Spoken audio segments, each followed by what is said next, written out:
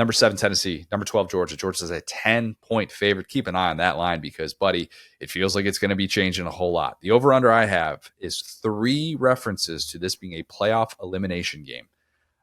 You might agree with that. You might disagree with that. I think it's one thing to sit here and talk about how Georgia's schedule has been, in my opinion, as tough as any contender in the sport. I think that there are a lot of different metrics that would agree with that. It's been an absolute gauntlet to have 4 games against teams that are currently in the CFP top 25 and all of them being away from home. All right. That is significant. As Georgia fans have noted, 4 of those games, yet they have only played 3 home games total this year to this point. Really quick, I'm sorry. Can I make a point? Because we had a listener hit me up about this. Like, what does Georgia have to do to get more night games?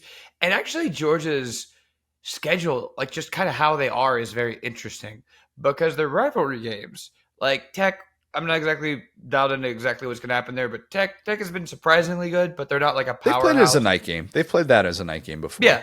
But that's like when you think about their games that could be rivalry games, right? Or not rivalry games that could be night games, okay? Tech, it's been a night game, but Tech has kind of been up and down. Tennessee for sure is one, right? But Florida, Georgia is always going to be in Jacksonville, so they're never going to get that at home. And then furthermore, they're going to play about a game a year at the Benz. So that only leaves but so many teams that they could actually host in a night game for a game day atmosphere, which ergo then becomes, oh, Georgia, doesn't have a good home atmosphere. Where in reality, it's just this weird scheduling quirk where like the rivals don't compete with them. And I think that was part of the motivation for why they've really beefed up their non-con, the home and homes that they have coming up in the 2020s. They will get those premier non-conference games. And I think that will be part of the sell for having some of those early season night games. So maybe that will take care of it. The new SEC schedule will help take care of some of that as well. But yeah, this year it has just not been favorable. I mean, a really, really tough draw and something that, like, I don't know if an elite Georgia team would handle this flawlessly. And certainly this Georgia team is far from. And conversely, they got to go when they go on the road. It's always a night game. Like, that's I get it. Actually, I thought I was like, this is gotta be, no, this actually makes a lot of sense. They end up playing a lot of road night games and not many. Anyway, I think as much as we feel like Georgia's schedule deserves the benefit of the doubt, you look at Georgia being at number 12, and by the way, they're the first team out. Remember that because it's the 12-team playoff. But number 13, Boise State, would be one of the 5 highest ranked conference champs. It would get that final spot. I look at that and go, how can Georgia lose this game and still make the playoff? By beating 4-loss Georgia Tech, a respected Georgia Tech team who just handed Miami its first loss. I fully acknowledge that. But look. But they're second in a row. Yeah, right? Yeah, they're second in a row. Like, Georgia loses to Miami. Like Georgia Tech is now 2-0 against Miami in the 2 last years, yeah, which is yeah, so yeah. funny. Yeah, I thought you were talking about like Georgia losing its second consecutive game, which, by the way, it's been a minute since that happened. I'll get to that in a bit here. But I know Heather Dinich talked on McAfee about not ruling out a 3-loss SEC team in the playoff. But to me, that's just it's like a chaos scenario for LSU and not a whole lot else. Okay, and for Tennessee, right? For Tennessee, Vols got jumped by Indiana and BYU, even though nobody in that group faced a ranked team, and they all won. And we'll get to that with Bear as well. But if the Vols lose this one, I'm not sure that the selection committee would value that resume, even though obviously Alabama is a great win. And if both Alabama and Tennessee have 2 losses and are on the outside looking in of the SEC championship, buddy, you thought that rivalry's been intense before. Wait until they're fighting over a playoff spot and one has the head-to-head and one doesn't. And the Tide, of course, they will argue, well, hey, we have 4 wins against teams that are currently in the CFP top 25. That'll go down to 3 with the loser of Mizzou, South Carolina. Maybe LSU has another loss the rest of the way. Maybe they fall in the top 25. Who knows? I'm not trying to troll, but that is just reality. But that's going to be a nasty debate if that happens because the Vols have the head-to-head, which has to count for something, obviously. The problem is that they don't have another win versus a team in the current CFP top 25, nor do they really have another chance for one. If you're looking at their schedule, you're like, none of those wins are going to turn into top 25 wins either. So we'll sort all of that out if that situation presents itself. Until then, I expect Alabama fans and Tennessee fans to act totally civil on the internet. Of course, they will do that. Yep. Oh, yeah. But look, yes, this will have the feel of an elimination game. Okay. The big question coming into this one is Nico, right? Bear, who we will talk to in a bit here, went on with UGAsports.com and said this. This is the full quote. If you just saw one little snippet or something like this, is the full quote of what he said. He said, I don't know what you've heard about Nico Iamaleava playing this week. I have heard that it was a bad concussion, and people that I have spoken to do not believe that he is going to play. We'll see what happens. Josh Heupel certainly offered a different tune, as you would expect him to do early in the week, to probably just have Georgia prepare as if Nico were going to play. Have the College Football Playoff Selection Committee prepare to rank them as if they were going to have their starting quarterback for this game. Maybe my intel is wrong, and maybe he is fine. Hopefully for his sake and for the health of him in the long-term future, I hope it wasn't a bad concussion. I hope he's okay. I hope college football fans get to see him out there on Saturday. Close quote. All right. In addition to that, Trey Wallace reported that Nico stayed in the locker room in the second half because if you've seen these college football stadiums, what they are, it's basically a rave the rest of the way. And that's not ideal if you're dealing with concussion symptoms at all, okay? You ever been hit by a strobe light with a concussion? Because I haven't. It's horrible. That seems terrible. No, thank you. Keep me in the locker room. Buddy, drive me miles away from the stadium. I don't even want to hear that noise if I got a concussion. So I think I told you about this. Sorry, quick story because it's super related. I think I told you the story. The minute I realized I had a concussion from MMA, I was covering the Magic, and they did the walkouts. And buddy. Aaron Gordon. Boom, boom, boom. And I went, this is a concussion. I know exactly what this is. Good Lord. That's a tough realization. Confirmed concussion. I am going through my own concussion protocol. I am self-diagnosing. Yes, definitely. Literally. By the way, Pete Thamel also said that Nico is in concussion protocol as of Tuesday. We were recording this on Wednesday. He practiced, but his status is still to be determined. Here's the thing. Bear doesn't just make up all that stuff, okay? Never. If you say that's just clickbait, why did he say that on somebody else's airwaves on Tuesday instead of saying that on one of his variety of platforms? Bear Bets podcast, which, by the way, shameless plug, he doesn't even record that until Wednesday. I'm not saying that means Bear is 100% right, but I am saying that he's getting that type of intel because that's significant in the eyes of Vegas, and that's what Bear has a really, really good pulse on. Here's what I want to know. Healthy or not, is Nico ready to go out and make big-time throws on the road in that atmosphere? Last road game, Arkansas, a long time ago. Other road game, great early against Oklahoma, leaned on that defense late with a lead. In 4 halves of true road games that Nico has played, that's it right now at this point. Georgia fans talking about haven't had any home games. Tennessee fans, you can't complain about the fact that your boy hasn't really had to travel on the road very much, okay? The schedule is set up well for that. But in 4 halves of true road games, I think he's played one solid half of football. First half against Oklahoma. Georgia, in case you forgot, still hasn't lost at home since 2019. Since the start of 2017, Georgia's 44-1 at Sanford Stadium. Shout out Will Muschamp, Ryan Helinski. Dobbs nail boot in 2016.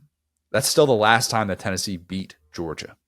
Even more telling, during this 7-game win streak that Georgia's had against Tennessee, Vols haven't even been within 1 score in the 4th quarter since that happened. So knowing that, and knowing how lopsided these games have been, consider this. 3 games versus Georgia. That's what Josh Heupel's had. His offense, 4 total touchdowns, 2 of which came in the first 4.5 minutes of games, or came in the final 4.5 minutes of games that were already at least 21-point margins. The other 2 came in the first 3 minutes on Tennessee's opening drive. So in all 3 games that Josh Heupel has faced Georgia and faced Kirby Smart, Tennessee has had at least a 53-minute stretch without a touchdown. All 3 games, okay? That's what it looks like when a guy has your number. Now, maybe this is the time that the dam breaks because Lord knows this isn't the same Georgia teams that those 3 were. And, even going back to 2017, this is a different Georgia team that we're talking about, all right? I fully acknowledge that. Georgia's corners, they've been getting beat. And maybe that's the way that Heupel's offense, it thrives, it gets going. Look, maybe they can know where those mismatches are at the line of scrimmage. It's not a whole lot of post-snap stuff for Nico, and Tennessee is able to get going, and they're able to attack downfield in ways that we haven't seen in a while. But I can't bank on that no matter who starts at quarterback for Tennessee, okay? I will bank on the Tennessee defensive line making life difficult on Carson Beck because why wouldn't I bank on that? But a repeat of that Ole Miss blueprint feels a little bit tougher to pull off in Athens. Also, I criticized Georgia's run defense. They struggled a bit, I thought, with Jarquez Hunter. He had the long touchdown with the missed tackles on that play. 4 games since then, 89 rushing yards per game allowed, 2.8 yards per carry allowed in that stretch. This could be tough sledding for Dylan Sampson on the road. I'm going Georgia by 13, Will. Ugly 27-14 win for Georgia. Georgia avoids losing twice on consecutive Saturdays without a bye. So without a bye separating. The last time that happened was Dobbs-Nell boot. Yeah, this is one of those situations where I feel like, as random as everything has been in the SEC, I do feel like Tennessee has been pretty consistent. And you could call that good. You could call that calling bad. an upset, Will? No. I'm saying consistently their quarterback play has struggled. I think that if Tennessee shows up and is just carving Georgia up defensively, we've seen a lot of shocking stuff. But it would be right up there, right? With, Georgia, what Georgia did to Texas pretty much, right? And so, point being, I understand the strengths that Tennessee has, and they've been constant. That's the thing. In their loss to Arkansas, Dylan Sampson, pretty solid game. You know what I'm saying? Like, they're a team that has strengths and weaknesses. And Nico, like, we talked about him kind of being able to air it out, stuff like that, but with the concussion, that even makes things more. I don't know. There's a human on earth. Like, you could argue there are some people. It's like, oh yeah, break a rib on Joe Burrow, he might get better. I don't think there's a human on earth that gets better with a concussion when it comes to like throwing a football, right? So, point being, I think that in this environment, against a motivated Georgia defense, which, as we've seen, is a little bit different, especially after last week. Like, the whole thing about losing 2 games in a row, like under Kirby, the amount of butt chewing they're getting this week, a lot of which is like dedicated to that kid who was jumping up and down. Which, if that's what an idiot, in the words of Kirby. If that's your biggest problem, all right. Georgia's got bigger problems than that. Yeah, like that was immediately my take. I was like, I probably shouldn't do that. Okay, but also, anyway, so point being, like, we know Kirby's not happy, and yeah, it would be a wild, amazing, fun story for Josh Heupel to come in there and avenge what he did, a couple years ago in the rain, and the way that like their offense kind of and their playoff chances didn't die in that game. That was a South Carolina game. They were still at 5 for that game, if I remember correctly. But point being, like, I would love for the story element for Tennessee to win this game, but I don't think it's possible just based on who we have known. Now, I want to be clear. I didn't get to face any of the wrong stuff I said last week, and I fully get that because I already said this about Kirby and Lane Kiffin. But at some point, water has to find its level with Georgia, right? Where it's like, hey, didn't pick you guys against Texas. Everybody was kind of drinking the Kool-Aid for Texas as kind of an upset in that way, right? And then last week, it's kind of the inverse where Ole Miss does that to you. One thing I will say is that it has been a rough week in Georgia practice. I can guarantee that for you. Yeah. And I think that we always say, tips and overthrows. I think that Nico is definitely good for a couple of those in this game with that opportunistic Georgia defense. I do worry about Georgia running the ball. I worry about them protecting Carson Beck. I'm sure Carson Beck's going to have about 2 picks. Like, I'm not saying, oh, this is a standard Georgia team. I'm simply saying that the weakness of both of these teams, this is so funny to think about with how the season started. Weakness of the consistency is quarterback play has not been where we need it to be. Nico, it feels, is getting worse because of injury. Beck, you're kind of getting to a point where you're worried about, like, if he has another sticker, you think about benching him, to be honest, because you just can't keep doing that. So the kind of the last, like, walk the plank for this regime, offensive coordinator, won't say his name, Kirby Smart, and Carson Beck. Not saying Kirby Smart's getting fired, just saying there's going to have to be a shakeup. Kirby Smart on the hot seat. Some are saying. No. I'm saying he will go in and fire everyone. I've seen that Nick Saban move before, where he walks in and goes, "All right, well, y'all thought this was sweet. You're out of here." So that's all I'm saying is that, like, to avoid that, I think his team is good enough to avoid that. I'm going to take Georgia big. And again, to your point, ugly, not pretty, but big. I'd say about 2 touchdowns. Like, I have 27 points for Georgia. Mm-hmm. Could they finish with 275 yards of offense and just reap the benefits of short fields and turnovers and stuff? Yes, absolutely. That's more of the type of game that I think we will have. I think both teams end up having multiple turnovers. It would not surprise me at all if this is a game in which it's survive in advance and neither team feels particularly good about its weaknesses after the fact, but it just feels good to be able to survive. And Tennessee, maybe it wants to win an ugly game in this version of Josh Heupel in this team and what it's become. But it's now or never. And look, if you are sitting there at 3 losses, Georgia, I get that your schedule is brutal. I don't know that I want to hear a whole lot of 3-loss arguments. Okay, I don't know that I want to hear them. And you will acknowledge if your team loses that this has not been the Georgia team that you hope for. So I don't want to then hear 2 weeks later after beating Georgia Tech, well, we had to play this team, this team, this team, this team. I get it. That's brutal. But at some point, you have to win these significant games. And Georgia did its part by winning in Austin. And that's why they're still sitting here with a favorable draw to be able to get in with 2 losses. But this should be treated like everything and not like, oh, yeah, we still have another loss to give. What do you mean? With 3-loss team, we should be fine. I think the situation is different after the way that they lost against Ole Miss. If you lose this one, maybe be a Georgia fans can commiserate here and say, we don't want to watch our teams anymore. Let's just move on to the next team. No more Carson Beck. No more weird picks. No more weird pick Garrett Nussmeier either. Let's just give somebody else a chance. There you go.